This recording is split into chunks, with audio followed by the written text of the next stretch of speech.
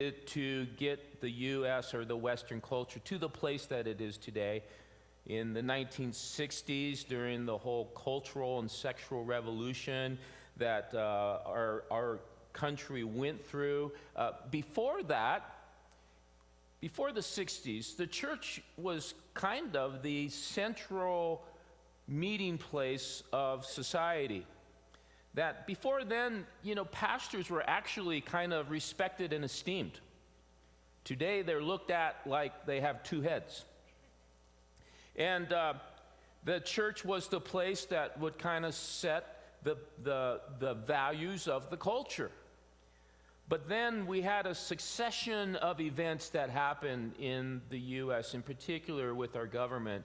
And in 63, prayer was banned from the schools, from public places. In 73 was the the Roe versus Wade mandate that legalized abortion. The 10 Commandments were taken out of schools and public places in 1980. And it's interesting, this guy named Greg Layden, he had a quote from a secular humanist blog where he said, "Secularism is political and has to be political, or it does not exist." And so what he's talking about is there has been a secular agenda that many people in politics have been able to bring the issue of God out of the culture and out of the mindset of people.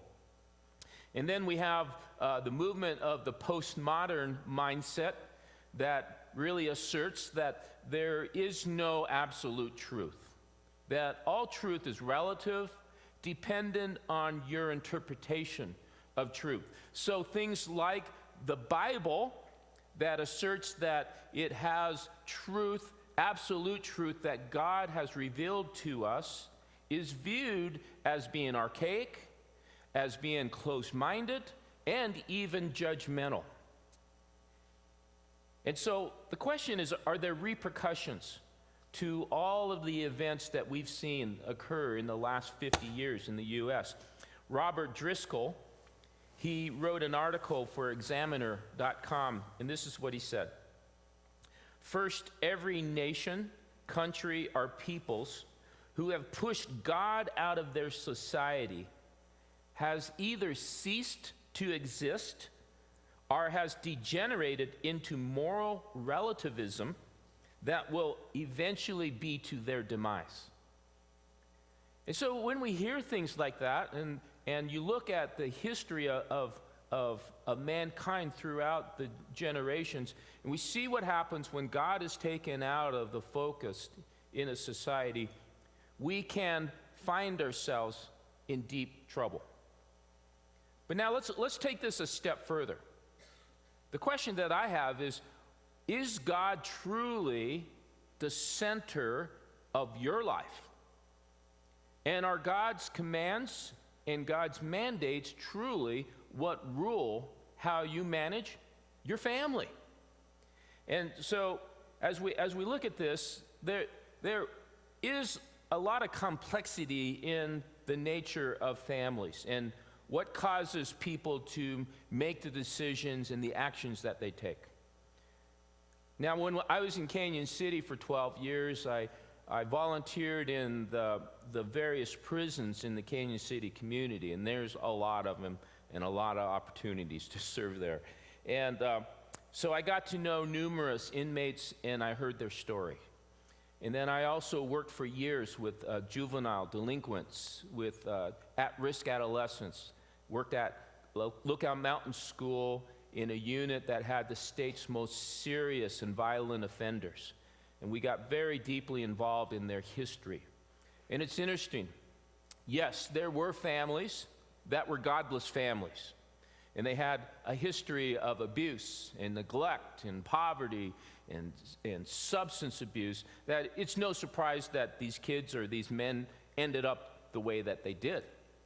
But on the other hand, you heard stories of people that came from godly families, that the kids said they grew up in church, remember going to church every week with their family, and a praying grandmother and a praying mom, and something shifted in the kid's mind that all of a sudden he started hanging out with kids that were getting in trouble, and then there was this domino effect that they eventually committed some crimes that caused them to be incarcerated. And so we can't say it's one or the other. And that's what's really difficult, because many of us may know, and there may even be some families in this church that you were very intentional to make God the center of your family. And you have a son or a daughter that has made choices that has ended up putting them in incarcerated situations. That's very difficult for us to understand, and it's been very painful for those that have had to struggle with that. So I think what we need to understand in a message like this weekend is we need to go to the Lord to seek wisdom and understanding. And Proverbs 1:29, listen to what it says. This is really the plight of those that don't follow the mandates and the values and the wisdom of the scriptures that God gives us. And it says, because they hated knowledge and did not choose the fear of the Lord, would have none of my counsel, and despised all my reproof. Therefore, they shall eat the fruit of their way and have their fill of their own devices. For the simple are killed by their turning away, and the complacency of fools destroys them. And so it's very important for us to seek godly wisdom in our lives. And you know, this goes for those that have been walking with the Lord for many years, on down to those that are even considering following God and looking at the scriptures. There is safety in following the counsel of God. But when we see this in Proverbs 1:33, it says, but whoever listens to me will dwell secure and will be at ease without dread or disaster. And so I remember in my pre-Christian days that experimenting with different things of Amendment 64 and stuff, and that paranoia that you're constantly living in, fear of being caught, right? But when you're following the mandates of the scriptures and you're following God's wisdom, there is freedom in not fearing any repercussions. And so what God really is desiring for us to learn from accounts that we're going to look at in the scriptures is use this as an example of what not to do. And use this as don't learn from your own mistakes, try to learn from the mistakes of others. And you'll save yourselves a lot of heartache. You carry my drift? Okay, so we are looking at Genesis 34. And as we go into Genesis 34, the one thing that I want you to look at as we're reading through this account from the Bible, there is never one mention in this whole account of God. This is purely man doing things and making decisions totally on their own discretion. And we see a whole heap of problems because of that. And in considering that, look at your own life. Look at how you treat your spouse if you're married. Do you seek godly counsel? And do you follow the scriptural directives of how to be a godly spouse? Or do you just go with your own emotion? Consider in your jobs, for those of you that are working, do you treat your employer, your boss, your manager, the way Scripture says to treat them? Or do you strictly go on emotion? And when we go on emotion, we oftentimes say things and do things that will come back to haunt us, don't we? Think of how we manage our finances. Do we seek God's counsel and directives so that we can live with sound biblical principles that help us to be good stewards of our resources? Or do we just spend or try to consume and gain as much as we can for our own pleasure? You see the differences of, there's many things that we can gain and glean from the scriptures of how to manage our life. Today, what I'm going to look at in particular is how we manage relationships, especially intimate relationships. And so, as we look at Genesis 34, I just want to remind you that I'm going from the passage, and this isn't an agenda that I have of picking the topic. It's from the scriptures, okay? So don't shoot the messenger. Can we have an agreement with that? Okay. So let's look at verse 1. Now Dinah, the daughter of Leah, whom she had borne to Jacob, went out to see the women of the land. Now, mind you that they have traveled from Rachel's father and now are en route back to the land of Canaan. And says, and when Shechem, the son of Hamor, the Hivite, the prince of the land, saw her, he seized her and lay with her and humiliated her. It's in the book. Okay? So, and his soul was drawn to Dinah and the daughter of Jacob. And so Shechem saw this woman. He's the prince of this city. His father is the king. And he thought he had privilege over this woman that he saw. He was attracted to her. He took her and he forced himself on her sexually. You see that this is, in other words, he raped her. And then what happens when two people have any kind of sexual kind of contact with each other, their souls are united together. And that's why in the scriptures, God says not to be sexually united until you're married. Because even before you're married, if you separate, your souls are just broken and severed because of the soul tie that is developed. And so I just threw that in there to help us understand this is what happened with this guy named Shechem, that his soul became bonded with this woman. And it says he loved the young woman and spoke tenderly to her. So Shechem spoke to his father Hamor, saying, get me this girl for my wife. And now Jacob heard that he had defiled his daughter Dinah. But his sons were with his livestock in the field, so Jacob held his peace until they came. You just got to understand that in this culture and in society at this age, there is no criminal justice system. So Jacob couldn't go to the police and report this.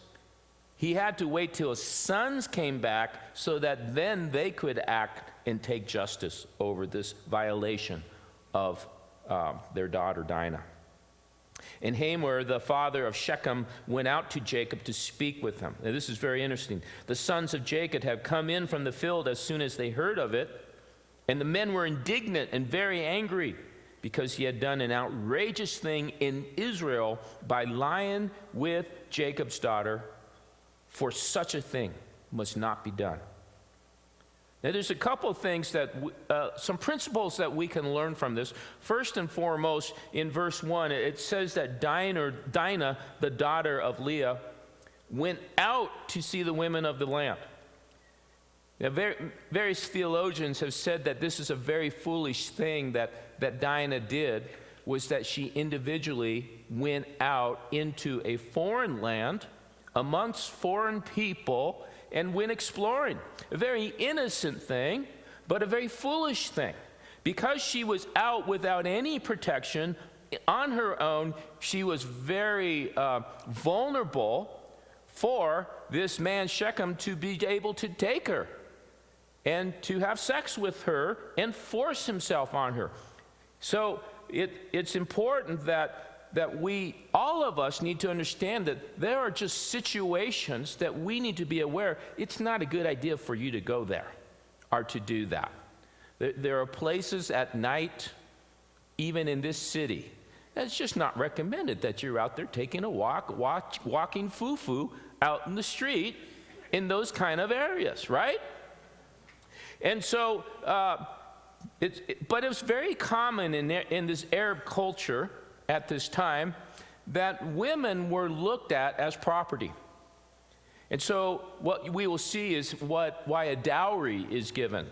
And so because a woman is looked at as quote-unquote property, it was not uncommon for a man of position to be able to force himself on a girl because he's the prince. He has his rights, his privileges. And that's why as we would only assume that Dinah would be screaming out for help, for someone to rescue her, and no one came to her aid because he was the prince. Who was going to come against the prince?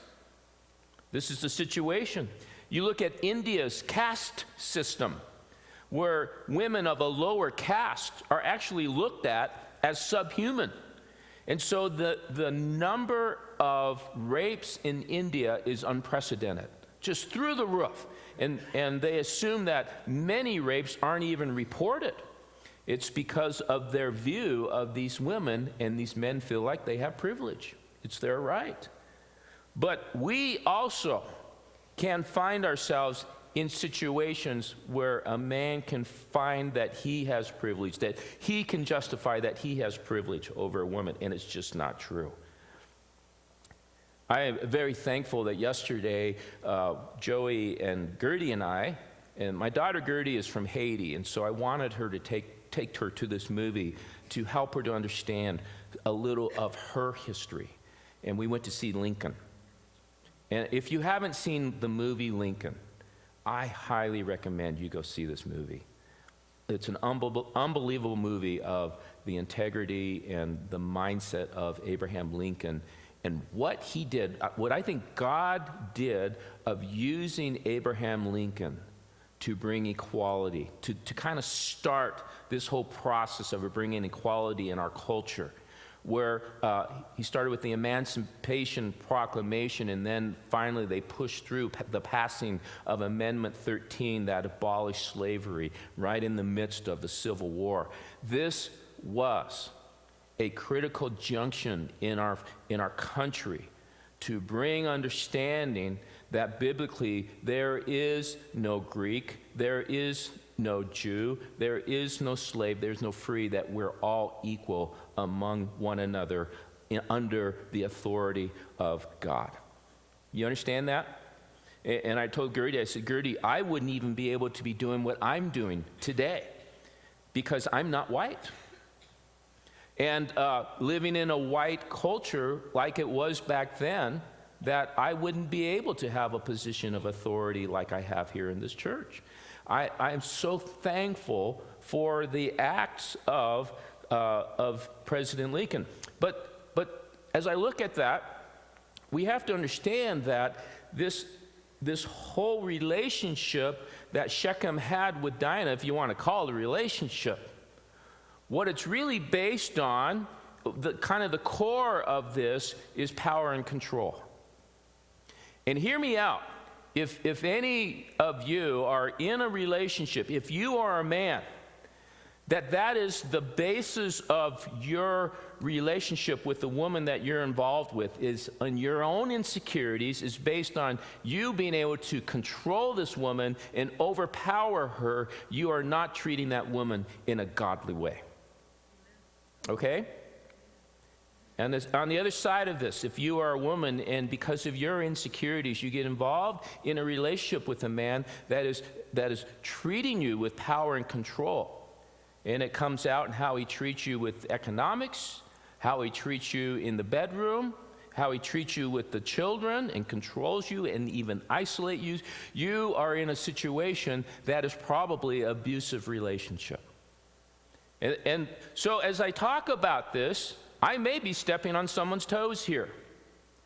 But we have to look at what is happening in this situation, and we have to be able to see what God might be saying to us.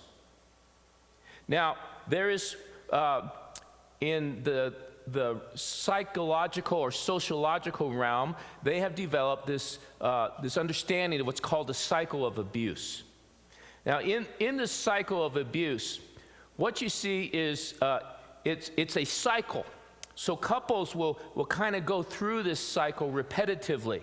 And it's a really sick kind of mindset and development of this relationship, of how they're relating to one another. And in this, the tension builds within them relationally.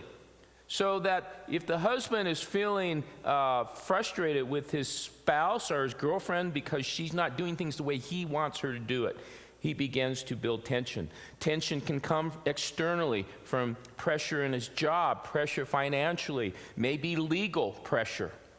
Substance abuse often comes involved in this situation. Then it gets to the point in phase 2 where he loses it. He can't control that tension anymore, and he relieves that tension by violating the woman. Okay? And it's really interesting. What they have found is that many women that are stuck in this kind of relationship, they can even push the man subconsciously to lose it, to get rid of the tension. And then after that, what happens in phase 3 is the man feels a lot of remorse, and he speaks very lovingly and kindly. This is kind of the wine and roses kind of a stage. And so he starts sending her roses and bringing expensive wines home, really trying to butter her up so that because he's starting to fear that he's going to lose her. Now, again, what's at the core of this is power and control, the need to control. Now, this is actually what I see kind of in a similar vein of what's happening with Shechem with Dinah. He overpowers her, he rapes her, and then he starts speaking lovingly to her. That's that phase 3, that love and remorse kind of a stage. And the ultimate of control is then he basically imprisons her in his home. And so this is a very sick relationship, and he thinks he loves her. But it's not love at all. It's a misuse of power. Later in verse 26, it says they killed Hamor and his son Shechem with the sword and took Dinah out of Shechem's house and went away. That's our clue that he actually kept her and put her away, made her captive. So, in response to this, Jacob hears of this abuse, he hears of this incident, and he waits till the sons come home. Because Jacob, by himself, he's powerless to do anything. So he has, at this time, 11 sons, and he waits for them to come home, and he tells them what's happened. They actually heard out in the field what happened. They come home, and they're indignant. They are angry that their sister, their only sister, Dinah, was violated. And so they come to a place where they have to take things in their own hands. And it's important that we understand that when there is any victimization in a family, it affects the whole family. It's not just the person who was violated. It's just not the person who had a crime committed against that one person. It affects the whole family. It can affect a whole community. This is the ripple effect of victimization. So they come up with this proposition in verse 8. And Hamor spoke with them, saying, "The soul of my son Shechem longs for your daughter. Please give her to him to be his wife. Make marriages with us. Give your daughters to us, and take our daughters for yourselves. You shall dwell with us, and the land shall be open to you. Dwell and trade in it, and get property in it." Shechem also said to her father and to her brothers, "Let me find favor in your eyes, and whatever you say to me, I will give." So the man who violated their sister and his daughter, he's trying to woo them over in a manipulative way. "Ask me for as great a bride price and gift as you will, and I will give whatever you say to me. Only give me the young woman to be my wife." And so this whole thing of a dowry is in our Western culture, it's hard for us to understand this, but a dowry in this culture is what was expected, that the family of the groom would pay a price for the bride. And the higher stature that you have as a family, the more it's expected of that dowry. So it was not unheard of for these guys to ask, whatever you want, we'll give it, because they had the resources to do it. This also gives us an understanding that how many times do families, when something happens within someone within their family, that someone within their family commits some kind of offense, how many times do families try to lift the rug and just sweep it under the rug? This is exactly what is happening here. There's no admission that he violated her. And so they're just trying to cover it up with smooth, flowery talk and propositions that they're giving to them, and just trying to cover it up and say, hey, we'll just give you whatever you want. Jane always cracks up when I do this, but I always have this moment that I talk to our kids. I've done it with Joey, I did it with Wade, I've done it with Gertie now, when they reach that tender age of adolescence. You know, where things kind of go awry in their mind and some alien takes over. This is what I said to every one of them. I said, listen, you are at the age now that the choices you make are going to bring either good or bad consequences in your life. You choose to do things where you get arrested. I'll come see you in prison, but I am not bailing you out. And I think this is important that our kids hear. You will pay the consequences for your choices. In this situation, that didn't happen. The father's trying to cover up. He's trying to protect his son. And so when we mess up, it's really important that we individually, we own that. This is what I think is one of the values of integrity, is that when we make a mistake, let's just own it and say, oops, I missed that. I'm sorry. And, guys, I've joked about this. And just grab your wife every morning, look her tenderly in the eyes, embrace her, and say, honey, I'm sorry. Just do that every day. You might want to do it every lunchtime and every night before you go to bed. Just embrace her and say, honey, I'm sorry. But listen to what Abraham Lincoln said. He said, I am not bound to win, but I am bound to be true. I am not bound to succeed, but I am bound to live up to what light I have. What light do you have? What God binds us to is living a life that is honoring and glorifying to Him. This is what Philippians 4:8 says. Finally, brothers, whatever is true, whatever is honorable, whatever is just, whatever is pure, whatever is lovely, whatever is commendable, if there is any excellence, if there is anything worthy of praise, think about these things. And it's interesting, he says, think about these things, because when we think about those things, it renews our mind, it renews our hearts, and we tend to act out of what's in our mind that goes to our hearts. That's why I think this 40 days of prayer and fasting is really important for us, because it is intentionally forcing me to focus on the things that Paul just talked about in Philippians. And as I focus on these things, what happens is it goes in here. And as it goes in here, hopefully God is going to help me to act in a godly way when situations occur in front of me. Now, let's see what happens here. This is where revenge comes in. The sons of Jacob answered Shechem and his father Hamor deceitfully Where did they get that from? If you've been following this, Jacob means deceiver, right? So the apple doesn't fall very far from the tree, does it? Because he had defiled their sister Dinah. They said to them, we cannot do this to